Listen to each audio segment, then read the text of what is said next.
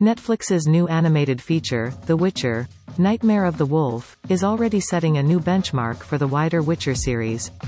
The spin-off special, which dropped this weekend, is proving a hit with both critics and audiences, scoring a whopping 100% on Rotten Tomatoes after the first dozen professional reviews.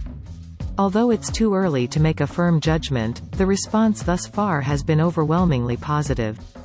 However, the new film does ask some difficult questions about the wider franchise, especially where its protagonists are concerned. Nightmare of the Wolf serves as a prequel to the live-action Witcher series. Focusing on Geralt's mentor and father figure Vesemir, the show incorporates the same fantastical action and adventure elements that made the Henry Cavill-led original such a resounding hit. However, despite Cavill's charismatic on-screen presence during the original series, the difference in combat prowess between the two series are leading some to wonder why. By comparison, his teacher seems an exponentially more effective fighter, based on how intense many of the Nightmare of the Wolf fight scenes appear to be. The answer is much more complicated than just suggesting Geralt's inferior qualities as a Witcher. Related, Nightmare of the Wolf will provide the Witcher's most important backstory. What really sets Nightmare of the Wolf apart, both from the separate Netflix series and the Witcher books that inspired the production, is the use of animation.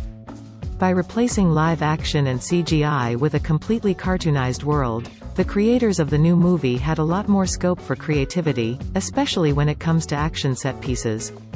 Visually, director Kwang Il-han wasn't limited by the rules of physics or what's possible with an actor on set.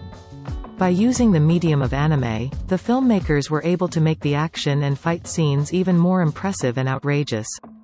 While such fight scenes could seem over the top in a live-action adaptation, they make perfect sense in an animated feature. This key difference was recently highlighted by none other than the Witcher series showrunner and creator, Lauren Schmidt-Hissrich. As she explained in a video teasing the Nightmare of the Wolf trailer, much of what you see in the new movie simply wouldn't be possible in a traditional live-action adaptation. In her commentary on the trailer, Schmidt-Hissrich revealed, "This is stuff we would never, ever be able to do in live action," highlighting how a different creative approach can produce a different effect on the screen. Beyond the ways in which their powers are represented, however, there are a few more key differences between Geralt and his mentor. The most obvious is the two characters' contrasting outlooks and attitudes towards their profession. Throughout Season 1, Geralt's monster hunting and interactions with other characters is resolutely grim and gritty. Apart from a few notable exceptions, such as the infamous bathtub scene, he rarely offers so much as a smirk. Vesemir, by contrast, is portrayed as an arrogant and cocky rogue, who fights with flair as much as physical prowess.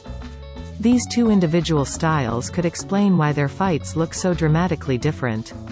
Despite the two characters' differing portrayals, there's no doubt that both Geralt and Vesemir possess some serious fighting prowess.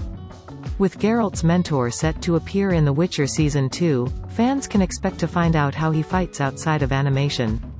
Nevertheless, despite his imminent arrival in the main series, there's no doubt that Vesemir's skills in Nightmare of the Wolf make him a formidable opponent for any monster.